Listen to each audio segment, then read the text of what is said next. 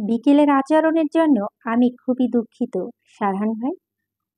মৃদু স্বরে ভেসে আসা মেয়েলি কণ্ঠস্বর শুনে সারহান হাঁটা থামিয়ে অরিত্রিকার দিকে তাকালো।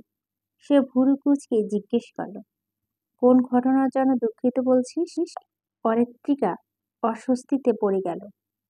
এখন সে কিভাবে বলবে? সে তো ভেবেছিল সারান হয়তো ঘটনাটা মনে রেখেছে, অথচ তাকে ভুল প্রমাণ করে দিয়ে কিছু হয়নি এমন ভাব করে আছে। এই মানুষটা আসলে কেমন প্রকৃতির সে বুঝে উঠে পারে না। গিরগিটির মনে হয় মাঝে মাঝে গিরগিটির ন্যায় রূপ পাল্টায়। এখন মনে হচ্ছে না বলেই ভালো হতো।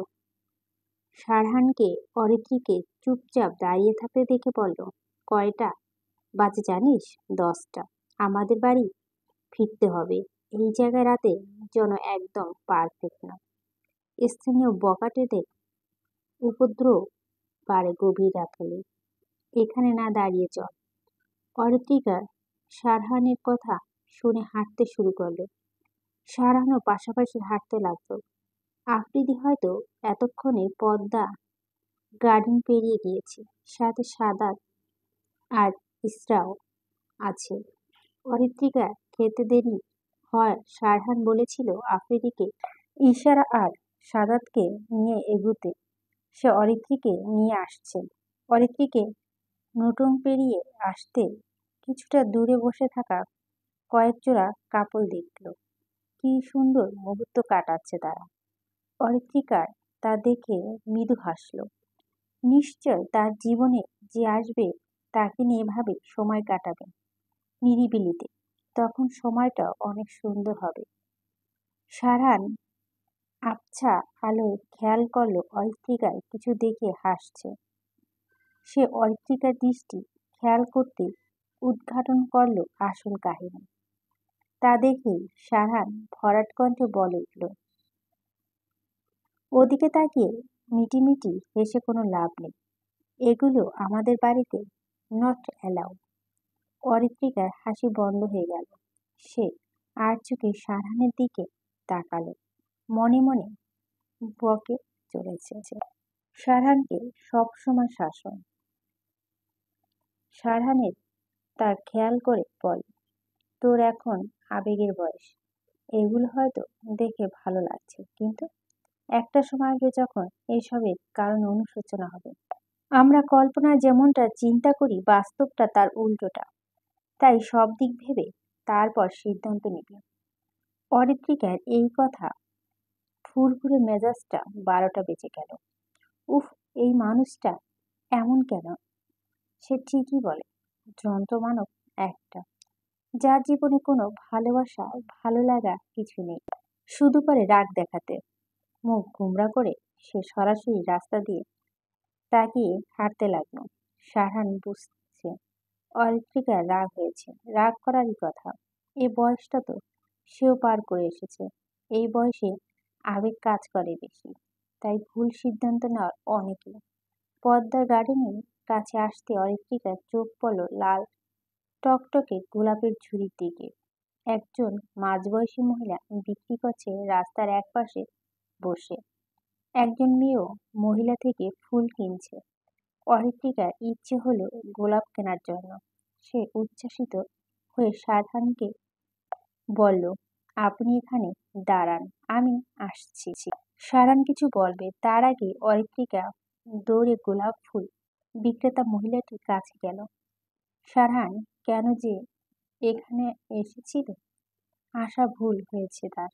এই মেয়ের পাল্লায় পড়লে পাগল হয়ে যাচ্ছে। এত চঞ্চলতা কেন? সারহানের বিরক্ত লাগছে। সে পা বাড়িয়ে অরিত্রিকার কাছে গেল। অরিত্রিকা ফ্লাশ জ্বালিয়ে সুন্দর ফুল তন্ন তন্ন করে খুঁজে চলছে। ফুল খোঁজার যুদ্ধে শেষে 3টি ফুল সে পছন্দসই নিয়ে নিল। ফুল নিয়ে মাঝবয়সী মহিলাকে বলল, ফুলগুলোর দাম কত? মাঝবয়সী মহিলা বলে, 60 টাকা 3টা। অরিত্রিকা নিজের পার্স হতে টাকা বের করে লাগলো। অরিত্রিকা টাকা দেবে তার আগে সারহান তার মানিব্যাগ থেকে টাকা বের করে মহিলাটিকে দিল। 500 টাকার নোট দেখে মহিলা বলে, বাবা, আমার কাছে তো ভাঙতি হবে না। সারান বলল, পুরো টাকাটাই রেখে দিন। মহিলাটি ইতস্তত ভাবে বলল, যে টাকা আমার হয় এইটাই দেন, এত টাকা নিব না। সারান মহিলাটি ইতস্ততা কাটানোর জন্য বলল, আমার তো আপনার থেকে ফুল নিয়েছি, ফুলগুলো অনেক সুন্দর, তাই খুশি হয়ে দিয়েছি টাকা। মহিলাটি একটু হেসে বলল, আপনাকে দুজনরে বহুত মানাইছে, দুজন দুজনারে হাত ছাড়বেন না, সারা জীবন পাশে থাকবেন। মনে হয়েছে বিয়ে হয় নাই, সারা জীবন পাশে থাকবেন, মনে হয়েছে বিয়ে হয় নাই, বিয়া কইরা ফেইলেন, সুখী হইবেন দুজনে, দোয়া করি সুখী থাইকেন সবসময়। অদ্রিকা মহিলা বলার কথা কানে ভেসে আসতেই তার চোখ বড় বড় হয়ে গেল, কান গরম হয়ে গেল তখনই। এই বদ মেজাজি মানুষটা সামনেই সব কি বলে বসলো। সে সাহস তাকানো সারহানের মুখ পানে। নিশ্চয় মহিলাটি তাদের কাপড় ভেবেছে। মূলত বেশিরভাগ মানুষ এখানে থেকে প্রিয় মানুষের জন্য ফুল নেয়। ভীষণ অস্বস্তিতে জর্জরিত হলে মন সত্ত্বা কেমন অদ্ভুত অনুভূতি হচ্ছে তার। সারহান মুখশ্রী স্বাভাবিক রেখে মহিলাকে বলল, আপনার বুঝতে ভুল হয়েছে, আমার কোনো প্রেমিক জীবন নেই, অরিত্রিকা আমার কাজিন হয়। মহিলাটি নিজের ভুল বুঝতে পেরে বলল, না বুঝা কইয়া ফেলছি, দুঃখিত, ইটস ওকে, অরিত্রিকা চল। সারহান কথাটা বলে পা বাড়াল সামনের দিকে। অরিত্রিকা সারহানকে চলে যেতে দেখে সেও পিছু পিছু চলতে শুরু করলো। দুজনে হাঁটছে চুপচাপ, তাদের মাঝে নীরবতা বিরাজ করছে। অরিত্রিকা অন্যমনস্ক হয়ে ভাবছে, সামান্য এই কথা শুনে লজ্জায় শীর্ষে। এসব পরিস্থিতিতে কোনো পড়তে হয় তাদের। সারহান ভাই যে কি ভেবেছে নিজেকে, এমন লজ্জাজনক ঘটনা বারবার সারহানের সামনে ঘটে কেন সে বুঝে না। আচ্ছা, এখন তো সে জিজ্ঞেস করতে পারে ওনার গার্লফ্রেন্ড আছে কিনা, বলবে কি বলবে না এটা নিয়ে দোটানায় পড়ল সে। বলা যেতেই পারে, বললে অপমান করবে, এর থেকে বেশি কিছু হবে না। সে সাহস নিয়ে বলল, সারহান ভাই বল, আপনার জিএফ আছে? তোকে বলতে আমি বাধ্য নই, আর একটা কথা বললে তোকে এখানে রেখে চলে যাব। সব সময় ইডিয়েটের মতো প্রশ্ন করিস। অরিত্রিকা আর কিছু বলার সাহস পেল না, সে নিশ্চুপ হয়ে গেল। বলা যায় না যদি সত্যি চলে যায়। আফ্রিদি গাড়ির সামনে দাঁড়িয়ে সারহান আর অরিত্রিকার জন্য অপেক্ষা করছে। এতক্ষণ হয়ে গেল তবু আসছে না কেন? সাদাত তো গাড়িতে শুয়ে পড়েছে, সে ঘুমে বিভোর। ইশরার মাথা গরম হয়ে গেছে। আর কতক্ষণ এভাবে দাঁড়িয়ে থাকবে সে? পরিচিত কেউ হলে এমনটা হতো না, কিন্তু অপরিচিত একজনের সাথে দাঁড়িয়ে আছে, এটা বিরক্তকর। সাদাতকে সে ইচ্ছে মতো মনে মনে বকছে, এখনই কেন ঘুমানো লাগবে, সে জেগে থাকলো তার গল্প করা যেত। এদিকে মশার জ্বালায় সে অতিষ্ঠ, হাত দিয়ে মশা তাড়ানোর চেষ্টা করছে সে। আফ্রিদি ইশরাকে এমন করতে দেখে বলল, মিস, আপনি গাড়িতে বসতে পারেন। ইশরা সাজাতের দিকে তাকিয়ে দেখলো পুরো সিট জুড়ে শুয়ে আছে। সে করুণ স্বরে বলল, কোথায় বসবো? সাদা তো পুরো সিট জুড়ে শুয়ে আছে, সামনের সিটে বসুন। ইশরা আর ইচ্ছে নেই দাঁড়িয়ে থাকার, সে গিয়ে সামনের সিটে বসলো। আফ্রিদি সারহানকে কল দিবে, কিন্তু তার কাছে তো নাম্বার নেই, অরিত্রিকার নাম্বারটাও নেই। সে ইশরাকে জিজ্ঞেস করলো, আপনার কাছে গুরুর নাম্বার আছে? ইশরা বলল, আছে। নাম্বারটা দিন তো সারহান ব্রো। আর অরি এখনো আসছে না কেন? কল করে জানতে হবে।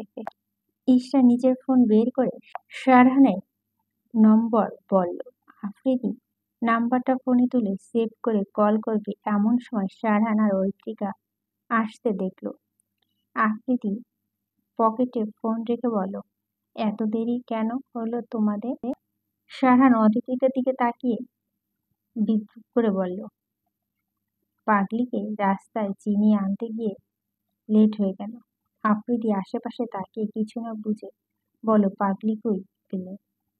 তোমাদের সাথে তো কোনো পাগলিকে দেখতে পাচ্ছি না। আমার বাসায় যে দাঁড়িয়ে আছে তাকে কি দেখতে পাচ্ছ না? আফ্রিদি হতবুদ্ধির ন্যায় অরিত্রিকাকে দিকে তাকালো। অরিত্রিকা কটমট হয়ে সারহানের দিকে তাকিয়ে আছে। তার মনে চাচ্ছে এই যন্ত্রমানবের মাথা ফাটিয়ে দিতে। সারহান তা দেখেই উপেক্ষা করে নিজের গাড়ির দিকে গিয়ে বসলো। আফ্রিদি অরিত্রিকাকে বলল, রাগ করো না, চলো তাড়াতাড়ি। অরিত্রিকা একটু রেগে বলল, আমি কোথায় বসবো? আফ্রিদি বলল, ইশরা ঘুমিয়ে গেছে। সে কিছুটা ভেবে বলল, সারহান বুড়ো গাড়িতে যাও। আরিয়া ক্ষুব্ধ হয়ে বলল, অসম্ভব, আমিও গাড়িতে যাব না। আফ্রিদি বেচারা বাড়ছে মহা বিপদে। এখন সে কি করবে? আফ্রিকা রেগে অন্যদিকে তাকিয়ে আছে। সারহান আফ্রিদিকে তাকালো। আফ্রিদি সারহানের গাড়ির কাছে এগিয়ে গেল।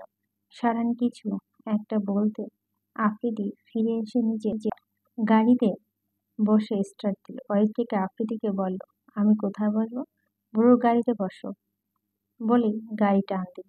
অরিত্রিকা আশ্চর্য হয়ে গেল আফ্রিদি এহেন কাণ্ডে। সে আফ্রিদির গাড়ির দিকে তাকিয়ে রইল।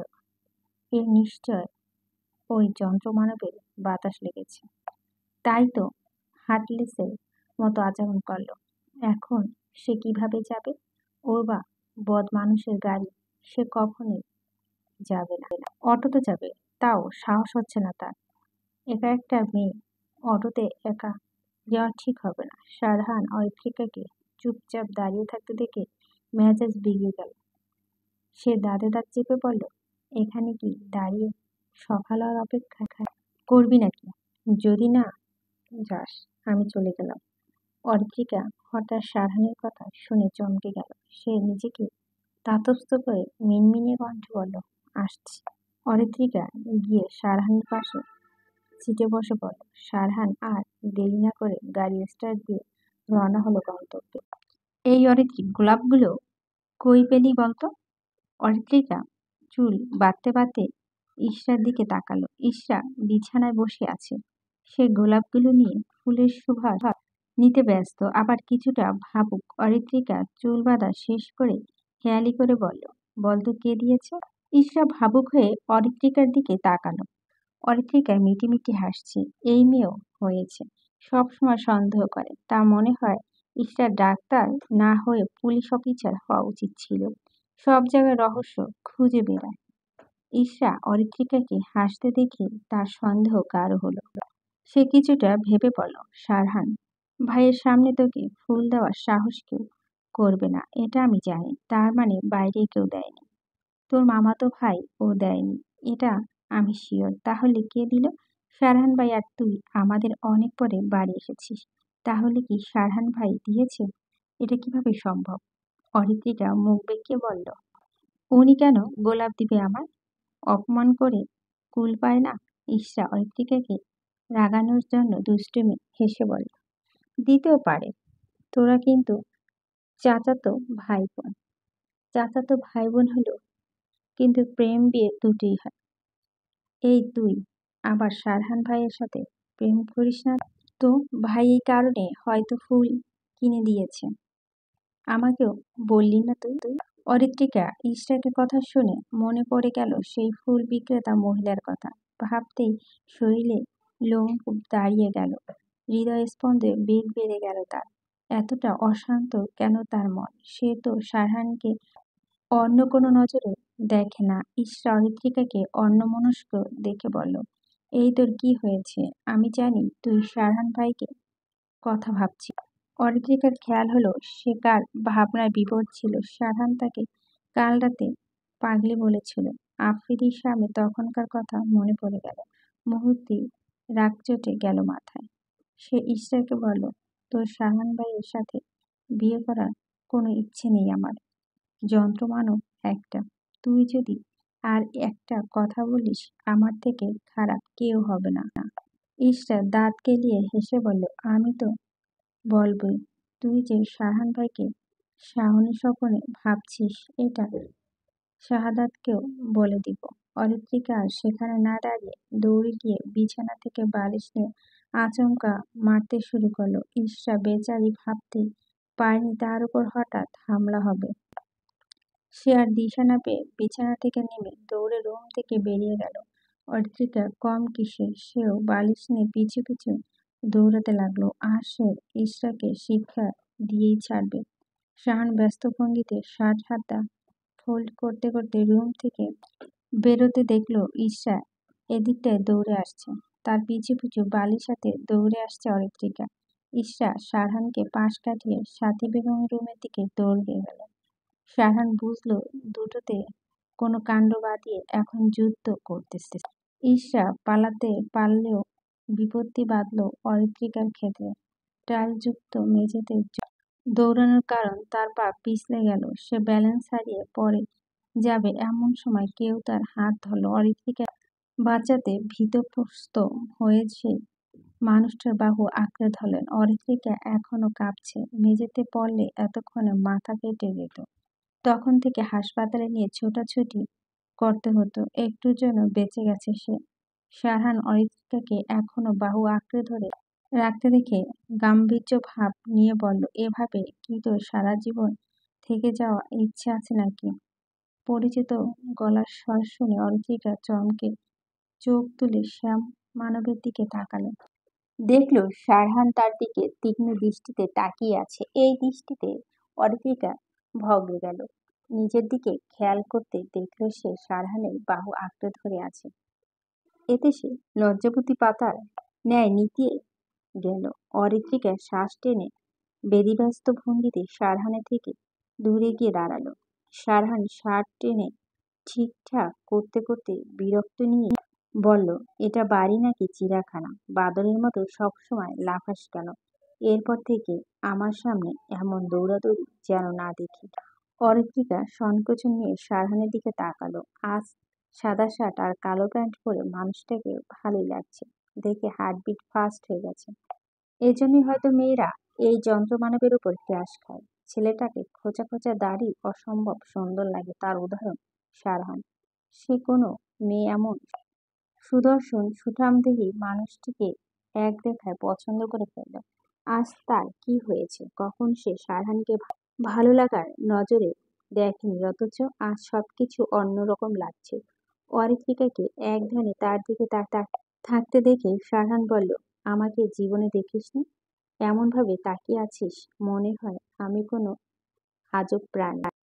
অরিত্রিকা আনমনে বলে উঠল, আগে তো আপনাকে দেখেছি, তখন তো ভালো লাগেনি, অথচ আজ লাগছে কেন বলুন তো? অরিত্রিকার কথাটা ধীরে বলা শারহান শুনতে না পেয়ে বলল, কি বললি? অরিত্রিকার খেয়াল হলো সে শারহানের দিকে তাকিয়ে থাকতে থাকতে মুখ ফসকে কি বলে ফেলছে। কিছু বলিনি। বলেই অরিত্রিকা সেখান থেকে দৌড়ে পালালো। মামু, এবার যে কোনো মূল্যেই তোমাকে ভোটে জিততে হবে। ওই এমপি যেন এইবার না জিতে। নয়ন তালুকদার নিশাদের রুমে বসে আছে। তিনি ভাগ্নিকে দেখতে এসেছেন আজ। আরেকটা কারণও আছে। সেটা হলো কিভাবে শারহানকে এমপির কাছে মিথ্যাবাদী বানানো যায় তা পরিকল্পনা করতে হবে। এমপি যদি শারহানকে ভুল বুঝে তাহলে তাদের ভোটে জেতার থেকে কেউ আটকাতে পারবে না। শারহানের রাজনীতিতে জনপ্রিয়তা অনেক। রাজশাহী সিটিতে তার নাম ডাক বেশি। সকলেই তাকে চেনে, ভালোবাসে। তিনি জানেন শারহান যদি এমপি হয়ে এভাবে কাজ করতে থাকে তাহলে তারা ভোটে জিততে পারবে না। নিশাদের আঘাতে ব্যথা এখনো আছে। কোনো রকম একটু হাঁটতে পারেছে সে। হাতে কপালে এখনো ব্যান্ডেজ খোলা হয়নি। সারাদিন বদ্ধরুমে বসে থাকা তার কাজ। নয়ন তালুকদার ভাবুক হয়ে বলল, ওই শারহানকে রাজনীতি থেকে কিভাবে ছুঁড়ে ফেলতে হয় তার পরিকল্পনা করা হয়েছে। কিন্তু শারহান খুবই দ্রুত। ওকে এত সহজে ধরাশয়ী করতে পারবো না বলে মনে হয় না। নিশাত নয়ন তালুকদারের কথা শুনে বলল, শারহানকে একেবারে পৃথিবী থেকে সরিয়ে দিলে কেমন হয়? না থাকবে বাস আর না বাজবে বাঁশি। তুমি কি পাগল হয়েছ? শারহানকে মেরে ফেলতে সবাই বুঝে যাবে আমরাই মেরেছি। এতে সহজে ফেঁসে যাব। আমায় একটু সময় দাও মামু, আমি কোনো প্ল্যান রেডি করি। তারপর দুজনে মিলে কাজ শুরু করব। এবার বলো, তোমাকে যে কাজটা করতে বলছিলাম হয়েছে? খবর পেয়েছি রাতে অরিত্রিকা কাল তার কাজিনদের সাথে পদ্মার পাড়ে ঘুরতে গিয়েছিল। আর সব থেকে অবাক করার বিষয় হলো সেখানে স্বয়ং স্বয়ং শারহান উপস্থিত ছিল। ভাবতে পারছো যে কখনো পাবলিক প্লেসে সহজে যায় না, সে সামান্য ঘুরতে যাওয়া কাজিনদের জন্য ওখানে চলে গেছে। আমার তো মনে হচ্ছে কোনো কারণবশত গিয়েছিল সেখানে। আমাদের লোক যে তাদের উপর নজর রাখছে জানতে পারেনি তো। জানতে পারলে এতক্ষণে লোকগুলো সুস্থ থাকতো না, সবগুলো হাসপাতালে বেডে থাকতো। হয়তো জানতে পারেনি, কারণটা নিশ্চয় অন্য কিছু। তুমি এসেই বললে শারহানের সাথে দেখা করতে যাবে, তো কখন যাচ্ছ? যাব। শুনলাম বিকেলে রাজশাহী ভার্সিটিতে যাচ্ছে। আমিও সেখানে যাব ভাবছি। ইফা আপু, কেমন আছো তুমি? অরিত্রিকা তার মামাতো বোনকে উচ্ছ্বাসিত হয়ে জড়িয়ে ধরে বলল। ইফাও অরিত্রিকাকে জড়িয়ে ধরে বলল, আমি খুব ভালো আছি, তুই কেমন আছিস? আমিও ভালো আছি। আমি তো ভেবেছিলাম তুমি বিকেলে আসবে। সারপ্রাইজ দেওয়ার জন্য আগে এসেছি। অরিত্রিকার মামি আর মামাতো বোন এসেছে একটু আগে। আজ বিকেলে আসার কথা থাকলেও তারা সকালে চলে এসেছে। তাদের না জানিয়ে অরিত্রিকার মামি বলল, আমিও এসেছি। বোনকে পেয়ে আমাকে ভুলে গেলি? অরিত্রিকা ইফাকে ছেড়ে দিয়ে হেসে বলল, তুমি না মামি, তোমায় কি ভুলতে পারি? এবার বলো কেমন আছো তুমি? আমি অনেক ভালো আছি, তুই কেমন আছিস? আমিও ভালো আছি। সাথী বেগম কথোপকথনের মাঝে সেখানে হাজির হলেন। মিতা বেগমের সালাম দিয়ে বলল, কেমন আছেন ভাবি? আমি ভালোই আছি। তুমি কেমন আছো? আলহামদুলিল্লাহ ভালো। রাস্তায় আসতে কোনো অসুবিধা হয়নি তো? না, তেমন কিছু হয়নি। বড় বাদরটা কোথায় আছে দেখতে পাচ্ছি না। অরিত্রিকা বুঝল না কাকে বাদর বলা হচ্ছে। এখানে বাদর কই থেকে এলো? সাথী বেগম বুঝতে না পেরে বলল, ভাবি, কাকে বাদর বলছেন? ইভা হেসে বলে, মা ভাইয়াকে মাঝে মাঝে বাদর বলে ডাকে। এই কথা শুনে সকলে হেসে উঠল। সাথী বেগম হাসতে হাসতে বললেন, আপনার বাদর ঘুমোচ্ছে। মিতা বেগম কপাল চাপড়ে বললেন, এই ছেলেকে নিয়ে আর পারি না। এতক্ষণ কেউ ঘুমায়? ভাবি, বাদ দেন আসো। আফ্রিদি ঘুমাচ্ছে ঘুমাক, চলুন আমার সাথে, রুমে দেখিয়ে দিই, ফ্রেশ হয়ে নিই, চলো। অরিত্রিকা তার মাকে বলল। মা, ইফা আপুকে আমার রুমে নিয়ে গেলাম। ঠিক আছে। অরিত্রিকা ইফাকে বলল, চল আপু। অরিত্রিকা ইফাকে নিজের রুমে নিয়ে গেল। ইফা হাঁটতে হাঁটতে অরিত্রিকা শুধালো, আসার সময় একজন হ্যান্ডসাম ছেলেকে গেটের কাছে দেখলাম, ওটা কে রে? অরিত্রিকা ইফার দিকে তাকিয়ে বলল, কোন ছেলে? ওই যে সাদা শার্ট পরে আছে। অরিত্রিকা সাদা শার্টের মালিককে চিনতে পেরে বলল, ও তুমি যন্ত্রমানবের কথা বলছো? ইফা ভুরু কুচকে বলল, যন্ত্রমানব? এটা আবার কি? আরে আপু, তুমি যাকে দেখছো উনি যন্ত্রমানব, যার মনে কোনো ভালোবাসা ভালো লাগা নেই। উনি শুধু মানুষকে অপমান করবেন। তুমি ভুলেও ওনার সামনে পড়ো না। পড়লেই অপমান শুনতে হবে। যেমন আমি। আমার মতো নিরীহ বাচ্চা মেয়েকে ছাড় দেয় না, কথায় কথায় অপমান করে। আর রাগের কথা বাদই দিলাম। রাগলে মনে হয় সামনে যাকে পাবে খেয়ে ফেলবে। তবে সহজে রাগেন না উনি। মুখ সবসময় গোমরা করে রাখেন উনি। গোমরা মুখে একটা রসকসহীন কাঠখোট্টা মানুষ একটা। ইভা অবাক হয়ে বলল, এমন মানুষ আছে? কিন্তু উনি কে হন তো? অর্জিকা দীর্ঘশ্বাস ফেলে বলল, আমার বড় বাবার বড় ছেলে, শারহান ভাই ওনার নাম। ও বুঝলাম, শারহান ভাই বলে ডাকবো। শারহান বললেই তো হয়। অপমানিত হতে না চাইলেও শারহানের পাশে ভাই বলতে ভুলো না। ইভা আঁকড়ে উঠে বলল, তুই এত অপমান সহ্য কি করে করিস? অরিত্রিকা হেসে বলল, এক কান দিয়ে শুনি আর আরেক কান দিয়ে কথাগুলো বের করে দিই। রাজশাহী বিশ্ববিদ্যালয় ক্যাফেটেরিয়াতে বসে আছে শারহান। আশেপাশে আরো কিছু সংখ্যক তার দলের লোক ঘিরে বসে আছে। শারহান তাদের সাথে, সামনে ইলেকশন, তাই নানাবিধ আলোচনা করছেন। দলের লোকগুলো শারহানের কথা মনোযোগ দিয়ে শুনছে। শারহান সবাইকে সব তথ্য বুঝিয়ে দিয়ে বলল, সবাই বুঝেছিস কি করতে হবে? সবাই একযোগে বলে উঠল, বুঝেছি। আবির শারহানের পাশে দাঁড়ালো।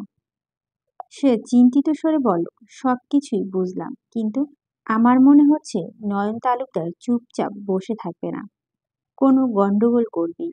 শারহান আবিরের কণ্ঠস্বর শুনে বুঝল আবির গভীরভাবে কিছু নিয়ে চিন্তা করছে। রাজনীতি করতে হলে এমন পরিস্থিতি পড়তে হয়। সেও অনেকবার পড়েছে। নিজ বুদ্ধিমাত্রা দ্বারা সবকিছু সমাধান করেছে একাই।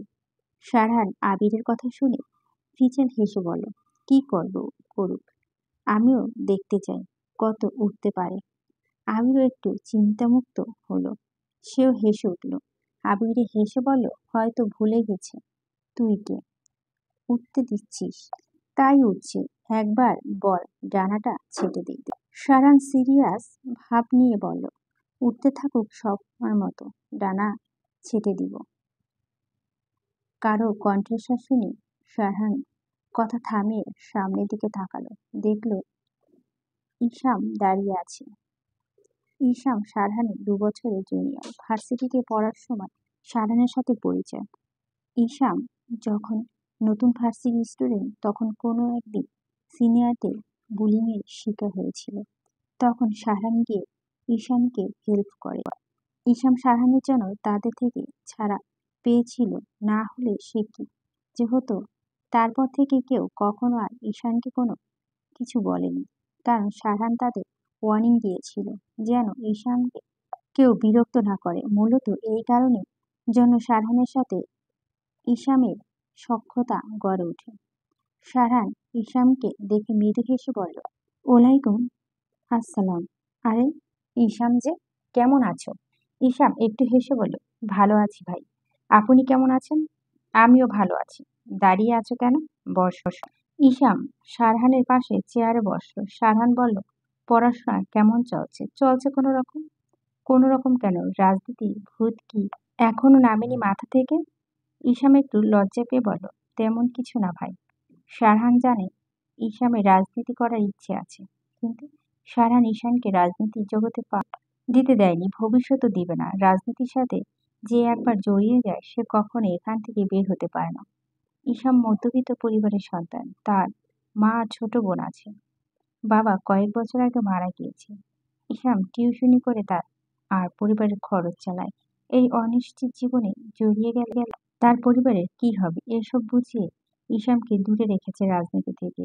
ঈশান বুঝেছে রাজনীতিতে জড়িয়ে গেলে যে কোনো সময় অঘটন ঘটে যেতে পারে, তখন তার পরিবারকে কে দেখবে।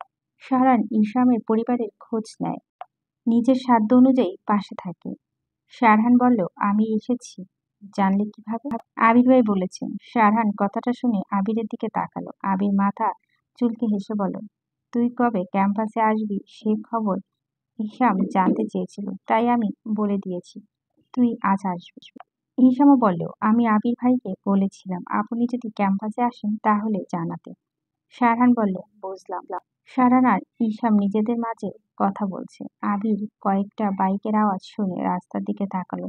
দেখলো নয়ন তালুকদার কয়েকটা বাইকে দলবল সহ হাজির হয়েছে। সে সারহানের ডেকে বলল, সারহান, নয়ন তালুকদার এসেছে। সারহান ভুরু কুঁচকে তাকালো নয়ন তালুকের দিকে। স্বাস্থ্যবান চেহারা, মেদওয়ালা মাথা, গুটি কয়েক চুলের আস্তরণ, সাদা পাঞ্জাবি পরিহিত, পান চিবাতে চিবাতে এগিয়ে এসেছে। মুখে ঝুলে আছে বিটঘুটে হাসির রেখা।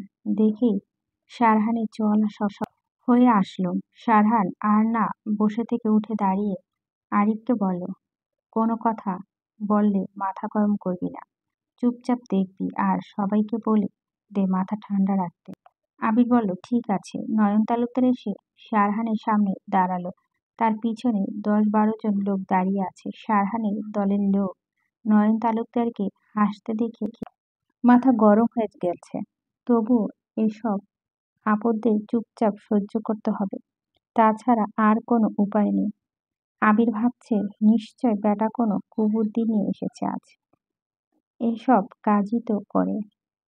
নয়ন তালুকদার সারহানের দিকে তাকিয়ে বিদঘুটে হেসে বলল, দিনকাল কেমন চলছে? রাজনীতি নিয়ে তো ভালোই মেতে আছো দেখছি। সারহান ভরাট কণ্ঠে বলে উঠল, চলছে ভালোই, কিন্তু আজকের দিনটা মনে হয় ভালো যাবে না। আপনার সাথে দেখা হয়ে গেল যে। নয়ন তালুকদারের হাসি মুখটা কালো হয়ে গেল। সবার সম্মুখে অপমান করে দিল এইভাবে। তবু নয়ন তালুকদার স্বাভাবিকভাবে বলল, তুমি না সারহান, এইভাবে কেউ মজা করে? সারহান বিদ্রূপ করে হেসে বলল, আপনার সাথে নিশ্চয় মজা করার সম্পর্ক নয় আমার। তাহলে মজা করতে যাব কেন? বাদ দিন এসব। এখন বলুন আপনার সময় কেমন যাচ্ছে? ওয়েট 1 মিনিট, আমি তো আপনার উত্তরটা জানি। হুম, নিশ্চয় ভালো যাচ্ছে না। চিন্তা করবেন না, আমি থাকতে ভবিষ্যতে আপনার দিন ভালো যাবে না। নয়ন তালুকদার এতক্ষণে শান্ত থাকলো, সবার সামনে অপমান তার সম্মানে লেগেছে। নয়ন তালুকদার সারহানের দিকে আঙুল তুলে হিসপিষিয়ে বলল, তুমি কিন্তু তোমার লিমিট ক্রস করেছ। এভাবে আমাকে অপমান করার রাইট নেই তোমার। সারহান তাচ্ছিল্য হাসি হেসে বলল, ও আচ্ছা, গায়ে লাগলো বুঝি? এসব গায়ে না লাগিয়ে কেন এসেছে বলুন, নিশ্চয় কোনো উদ্দেশ্য আছে। দ্রুত বলে ফেলুন, বেশি সময় নেই আমার হাতে।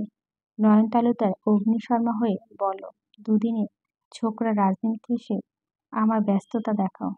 তোমার সাহস দেখে অবাক হচ্ছি। আমার মতো মানুষের সাথে অভদ্রতা দেখাচ্ছ। সারান চোখ মুখ শক্ত করে বলল, আপনার মতো মানুষের জন্য আমার হাতে সময় কম। যা বলার বলে ফেলুন। নয়ন তালুকদারের রাগ যেন মাথায় চড়ে বসলো। সে রেগে সারহানের শার্টের কলার চেপে ধরল। সারহানের দলের লোক এমন দৃশ্য দেখে নয়ন তালুকদারের মারতে যাবে এমন সময় সারহান হাত উঁচিয়ে সবাইকে ইশারা করল থামতে। সবাই থেমে গেল, রাগে ফুঁসছে। এবার অনুমতি পেলে বুঝিয়ে দেব। সারহানের গায়ে হাত দেওয়া নাতিজা কি হতে পারে? আরিফ তো পাচ্ছে না টাকলুর মাথা ফাটিয়ে দিতে।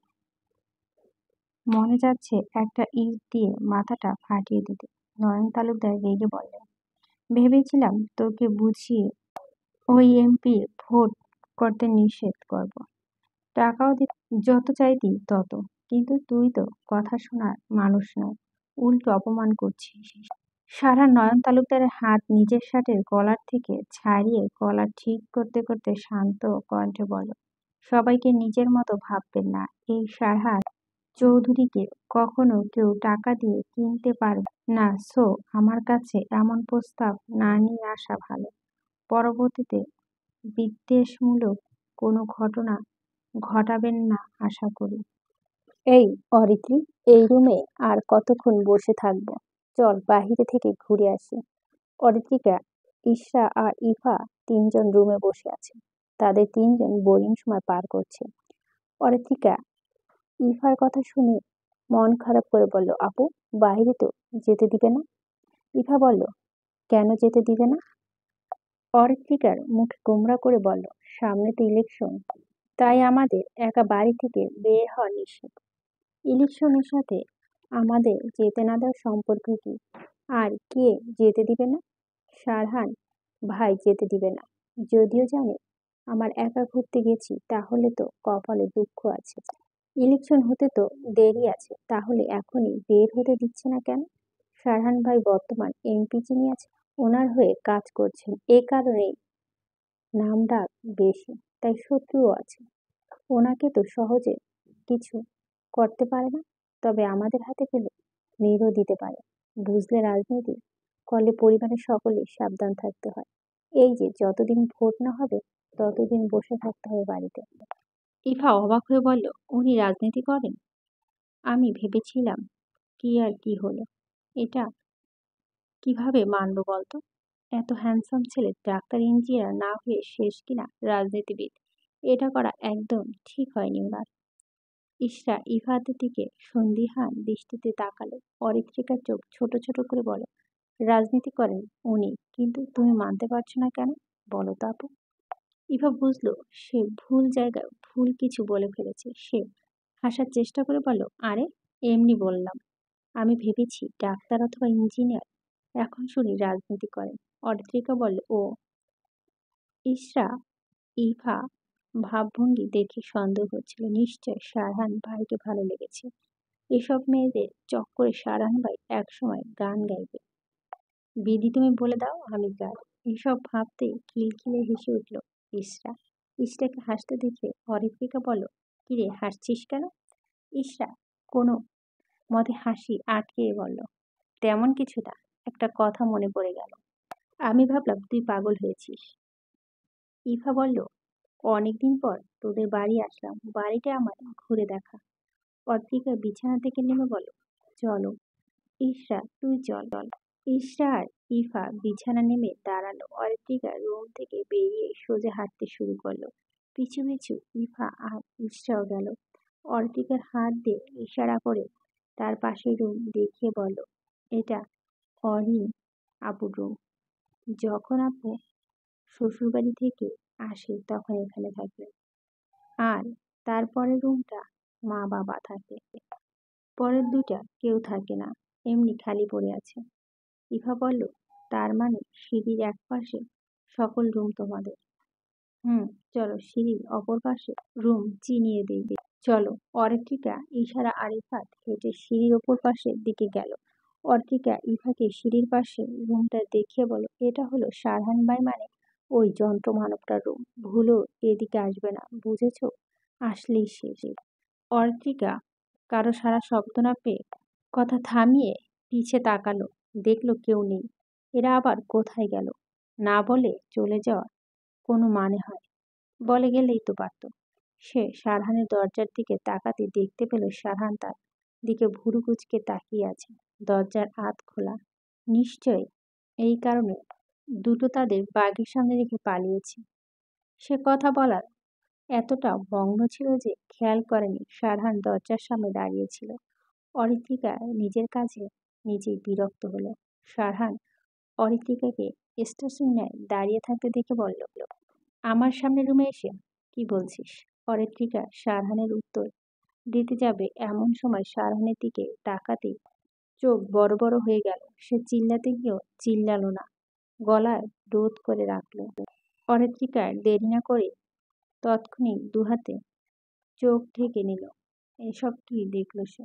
সারহান অত্রিকার এমন করতে দেখে রুষ্ট হয়ে বলল, এমন উদ্ভট আচরণ করছিস কেন? অর্তিকা নাক মুখ কুঁচকে বলল, ছি সারহান ভাই, আপনি এই অবস্থায় একটা মেয়ের সঙ্গে আসতে পারলেন? আপনার লজ্জা করলো না? আমার মতো বাচ্চা মেয়েগুলো দেখতে কি ভাবে বলুন তো? সারহান না বুঝে বলল, কি অবস্থায় এসেছি? অর্তিকা একটু ঝাড়ি দিয়ে বলল, এই যে অর্ধনগ্ন অবতারে যে একটা মেয়ের সামনে দাঁড়িয়ে আছেন, লজ্জা লাগছে না আপনার? সানা নির্লিপ্ত ভঙ্গিতে বলল, না লাগছে না, এমন ভাব করছিস মনে হচ্ছে। থাক আর বললাম না। অরিত্রিকা মুখ বাঁকিয়ে বলল, নির্লজ্জ পুরুষ মানুষ আপনি। তাই তো লজ্জা শরমে মাথা খেয়ে বসে আছেন। লজ্জা নারীদের ভূষণ, পুরুষদের নয়। বলেই সারহান দরজা আটকে দিল। দরজা আটকানোর আওয়াজে অরিত্রিকার চোখ থেকে হাত নামিয়ে ফেলল। এই মানুষটা যে নির্লজ্জ আছে তার প্রমাণ পেল সে। আর কত কি যে দেখবে সে। বারবার এমন লজ্জাজনক পরিস্থিতিতে পড়তে হয়, তাও আবার সারহানের কারণে। অসহ্যকর বিষয় একটা। আর একটু হলেই হৃৎপিণ্ড বাইরে চলে আসতো।